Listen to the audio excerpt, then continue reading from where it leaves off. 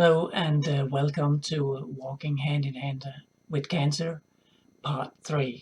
So, in this video, I'm going a little bit out of context. In the first two videos, I've been telling my story, but I was talking to my wife the other day, and she kind of said, "Don't you think you're going a little light over the actual side effects and how it has affected you?"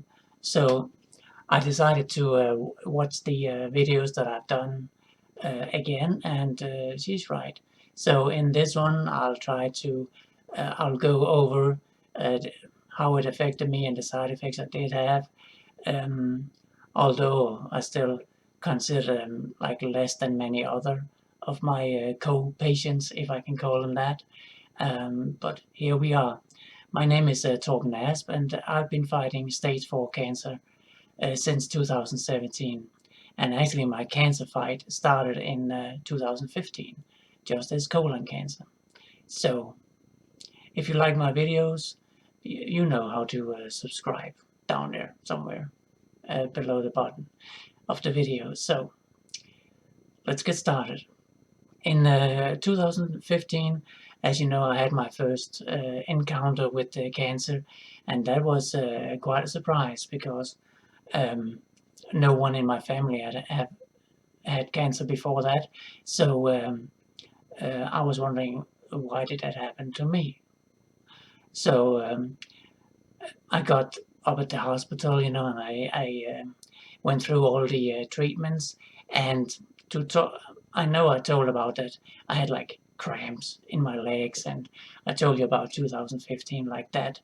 So cramps in my leg. I had the oversensitivity to cold, which was quite weird because, like, when you drink cold water, it was like your throat would go like just try to like you were suffocating. And then if you took something warm, like coffee, which I like a lot, my wife nods in the background there, um, you could actually make it good again. So like if I needed something to drink and it turned out to be a little bit too cold, then I could take some coffee and that would kind of just level it all out. That doesn't mean that it was pleasant, not at all. I mean, if you are fighting cancer, if you're a survivor, if you have families, cancer is no cake. It's not easy. It's no dance on roses, or how you would put it. So today I'm gonna tell how it really was for me, because I might have gone a little lightly over the side effects and how it affected me. Now, about 2015, the thing I see it like a chapter by itself, because in 2015 I had the surgery and they said that they had removed everything. I went through these preventative treatments. When it got worse, like when I had the cramps, they reduced the oxaliplatin medicine, which made it better. At some point, my numbers, some of those blood counts, they were bad. So they canceled my treatment. So they lowered the medicine again, and that's how I got through these 8 treatments. Which, as long as I told them how I felt, they would reduce the medicine, and that made it better for me. Now, in 2017, when it returned, um, it was so irritating. You can imagine that I had this dream of starting up an American life and getting a job, being with my wife, having all kinds of fun stuff, doing what all couples do. And since my kids were grown up and they were back in Denmark, well, we had all the time in the world, I thought. But as you know, during the first half of 17, I had this pain in my stomach, looking like an alien head, if you remember that from the first video. Um, so it was devastating for me, really, to be told your cancer has returned, and there was some crying going on there in the ER when the doctor told me that the cancer had returned, because why? I mean, I really didn't understand why I had to go through this again. So I mean, what was the purpose of sending me, coming over here, if I just had to be at the hospital all the time? So it was. I felt really bad, and my wife, of course, was scared too. I was scared. I mean, stage 4 cancer. That's like having getting a death sentence. So I was really scared. What would happen now? How much time would I be able to be here? Uh, what about my kids? I mean, I was over here and they were back in Denmark. Um, how would we make all this happen? Let's just. My biggest fear was that I had like maybe 6 months left, or a year. I didn't know, but if you have been finding that, those are the thoughts that go through your head. Um, how bad is it?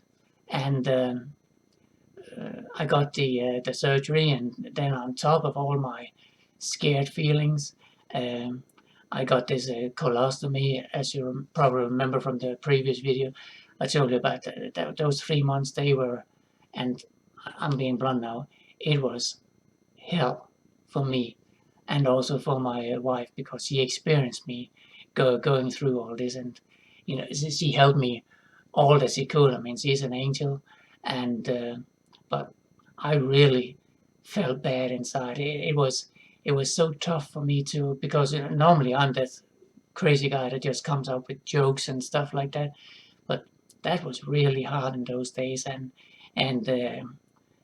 my I mean, the nurses, and when I was at the hospital, when they came in, I tried to be all cheery and positive, and they said that they loved my attitude.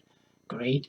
But that was kind of if you can imagine, a performance, uh, just to make myself feel better and make them feel that I mean, they did a good job, and I wanted to kind of cheer them up as well, because people come into a room and they're like, so how are you feeling today? And I was like, I feel as good as I can. I'm doing my best.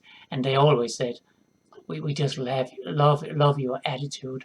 We love to come into your room and experience you. But as soon as they were gone, and excuse me,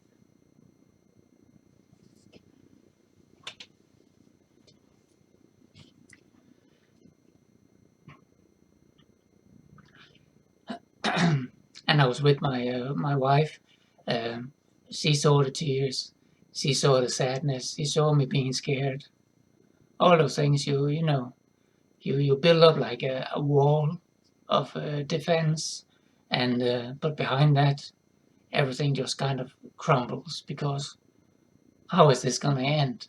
And that was in 2017, and I met my oncologist there, as I told you last time, and he was such a support, and he never kind of kept anything a secret. He told me like it was, that well, the cancer markers and so high. I can't remember the number at the time, but it was pretty high. Um, Also, on top of that, I had before the surgery, I had 4 tumors, one big one, and there were 3 others. One of them were in the colon. That's where they took that part of the colon out and put in the colostomy bag.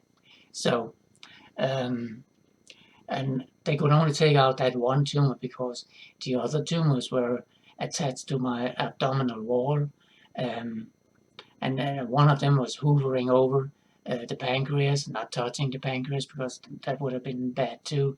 And there was a little one a little bit more over near the spleen, and then I had the big one left. So with all that, um, it was it was a super challenge to just keep up the spirit and all that. But with the help of my wife, and with the support from my doctors, um, and also from the nurses at my hospital, the Christ Hospital here in Cincinnati, um, we got through it together. And one day I got a surprise visit uh, from uh, the bishop that we have in our family over here, and that was kind of a, if you can imagine, a boost that they actually took time out of their calendar, out of the schedule to come and visit me, and praying with me, and try to give me some good spirit.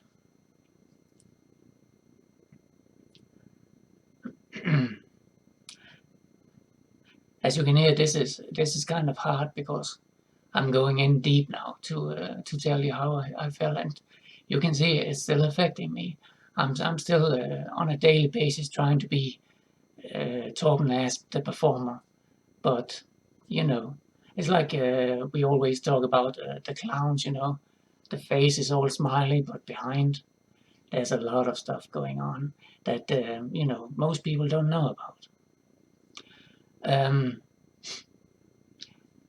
I got through these 3 months with the colostomy bag, and I got the colon put back together, and that was a victory. So that lifted me a little bit more up from that dark bottom that I was at. So we asked before we could start the surgeries. I mean the treatments with chemo. I think I had a few treatments before that, but then we had a break and the numbers were down in a level, where you could, okay, if I go on a vacation, if I take a break, then when I get back, I can still, fight it down. So what we did was, my wife and we went to Denmark to visit the family, and that was such a nice trip. I got to show her, Denmark is not a big country. It's like 3.5 hours from one end to the other, both east and west and north and south. So it's a small country, but it's so beautiful. Of course, I'm slightly biased, but luckily my wife agreed with me on that point. Um, During my visit over there, I got some more pains, in my stomach from the big tumor. So that was irritating because we were staying there for 3 weeks, and my wife suggested, should we go home after 2 weeks? And I said, no, I'll get through it. But I wasn't feeling good. So when we finally got home, I couldn't wait to start on the chemo treatments and see what that would give me. Now, I talked about that I didn't think that I had severe side effects with the chemo treatments, and the first 20, 30 treatments, it was more like having a diarrhea and because of the what's it called? Because of the some of the stuff that was in there.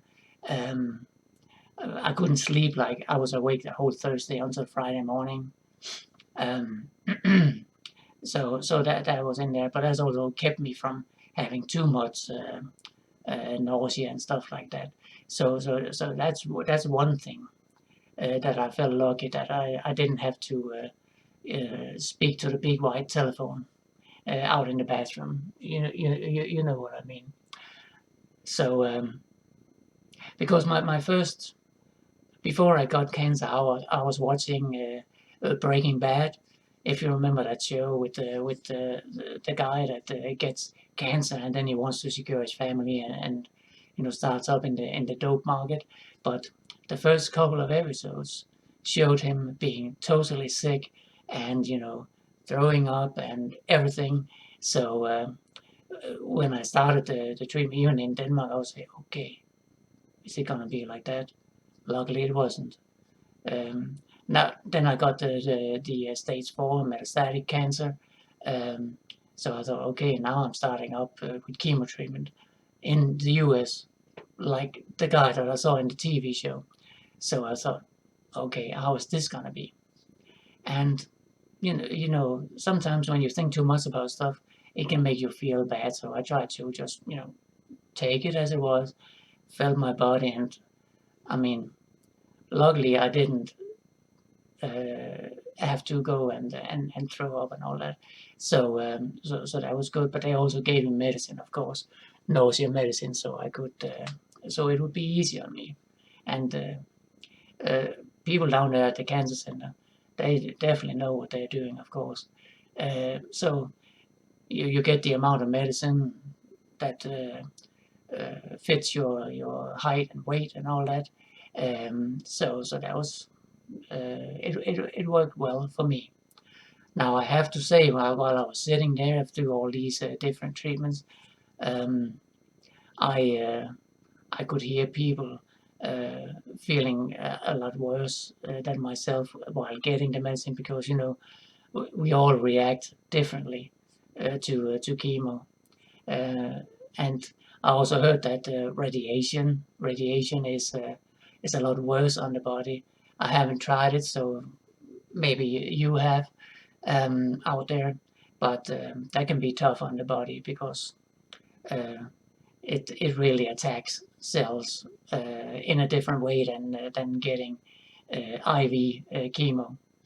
So, but my doctor didn't want to give me radiation because I had 3 tumors and they were placed all over the body. So if they started giving me radiation, they would maybe ruin something else. So they went with the IV induced chemo. So I think I said thank you to him at some point.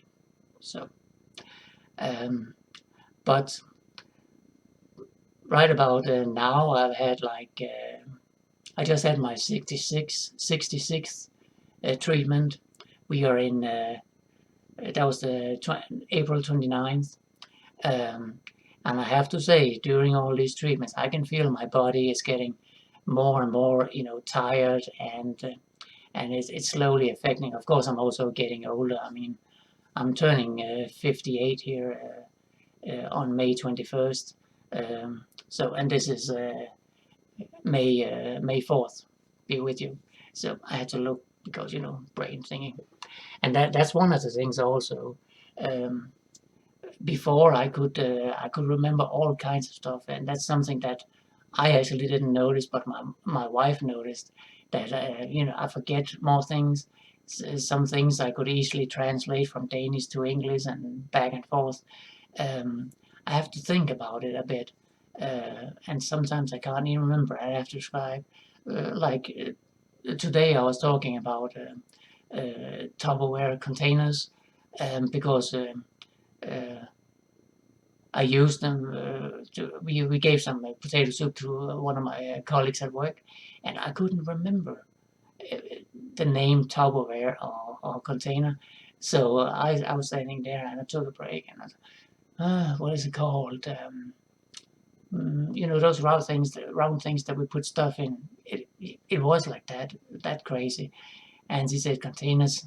That's it. Sorry, but that's one of the ways all these treatments have affected me. It affects my memory, and my oncologist he actually told me that might have been 2 years back that you can get what we call like chemo brain, where you start forgetting stuff. And I said, yeah, but I have to say it is affecting me. So um, I made fun at the time, saying, okay, if I forget something in the future, I'll just use that excuse, chemo brain.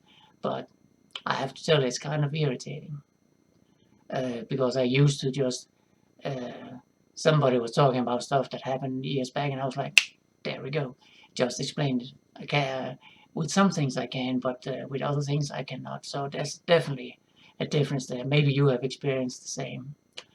Um, Also, after all these treatments, tiredness. I feel so tired. You can probably see it in my eyes, or the dark um, spots here. And because I had my treatment like Thursday, so it'll take a week now. In the early treatments, like the first 30, 35 treatments, it was like 4 days, 5 days maybe, and then I start feeling better. I was ready on a Tuesday, but from like 50 and now to like 66 as we are at, um, it definitely takes a week. I mean, I won't be at 100% before Thursday or Friday in a week. Like 7 to 8 days after my treatment. So that's how it has affected me too. And it's still irritating because I want to do a lot of stuff with my wife, of course, but sometimes I just have to say I need to go take a rest because I might be 57, 58, but I feel like 82 or something like that. Sorry to the 82-year-olds that feel fresh, but you know, I had to pick a number and that was it. No, anyway, another way things have affected me is also the way that I kind of look at the world. Many things has become insignificant to me. I mean, I really have to. Before I was like, oh, I want to help that person in that situation and help that person in that situation, and it might not even be my case. I mean, it could be they have personal issues, stuff like that, because I am that kind of person. And sometimes you get into what's it called? You get intertwined in something that you actually didn't want to be in, and nowadays I choose my battles better. I still want to help people like doing these videos because I want to talk to you, and you also will probably sit there nodding, yeah, that's how it is. And maybe you have experienced the same thing, but you know, um, if I can help people with what I know and what I have experienced. I mean, I'm no professor, I'm no doctor, I don't have any degree in any sort. I just have 4 years experience of fighting a stage 4 cancer, and it's a tough battle. You know that if you have family or you're fighting it yourself. Um, one story I want to tell you is that I mean, I told you before that the cancer, how it affects us, it's all individual. You know how we can cope with and get through it. And there was one of my colleagues one day that his wife is very sick from cancer, and he kind of felt that she was giving up. I mean, he couldn't get her to walk around the house, or she wouldn't go shopping anymore. And he was really, of course, sad and depressed. Uh, relative. It's a tough battle for them as well, maybe even more. Um, and I told him, please never, never compare um, my experience of cancer and how I am to your wife's experience of cancer and how she is, because it's very different. And you can't compare stuff like that. I told him, and I actually told him this. This is kind of unfair to your wife because she has one way of coping with it. Maybe she's getting tired. She's a little bit older than I am. Um, and she's also been fighting cancer for 4 years. She has had radiation and also now she's having pills. But um, she doesn't feel that she's getting any better. And that's the toughest battle that you have inside yourself. How do you feel? And we all feel different. Um, I have to say that, and my wife hates this word, but I do feel blessed and lucky that I didn't have severe side effects, because if I've had side effects like some of the people that I have experienced down at the cancer center, I know that I would have been much worse off than I am today. I wouldn't be able to work. I wouldn't be able to sit here and talk to you because I wouldn't have the energy. So it's just now after over 6 treatments that I start feeling tired, but I still go to work every day, and people out there say, you don't look like you have cancer. Well, I do, and I've been fighting it for a long time. And then they get all impressed and stuff like, and that's fine. I mean, I love the support I get from work, from my colleagues, from my family, and from especially from my wife. Um, but also, I have to tell you that um, getting through the days and all that. Um, Sometimes you get these thoughts still. I mean, how long is this? Let's call it a good vibe. How long is this gonna last? Uh, I'm still thinking, do I have 6 months? Do I have 1 year? Whatever do I have left? Um, because, as you know, cancer is a beast, and one day it might turn against you. So we have to, do the best we can, and make the best out of our day. But I'm telling you, when I'm in my bed, sometimes I'm thinking.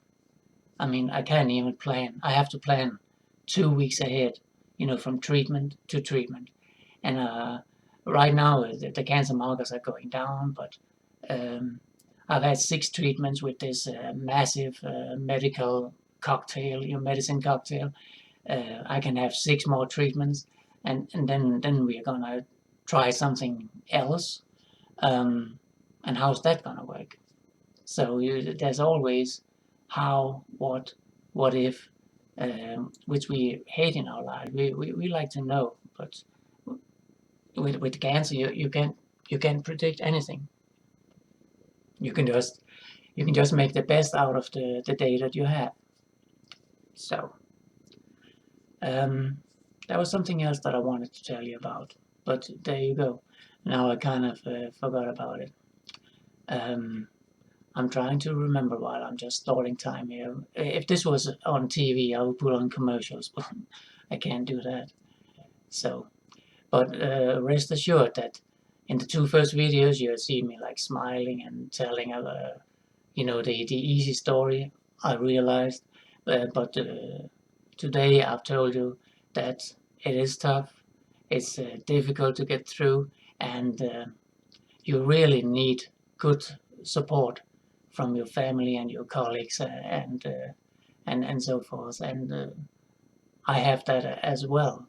But the most difficult time is when you're alone in your bed at night. I mean, of course, my wife is next to me, but you have thoughts, and you actually don't want to tire people with those thoughts. And now I remember what I was going to tell you.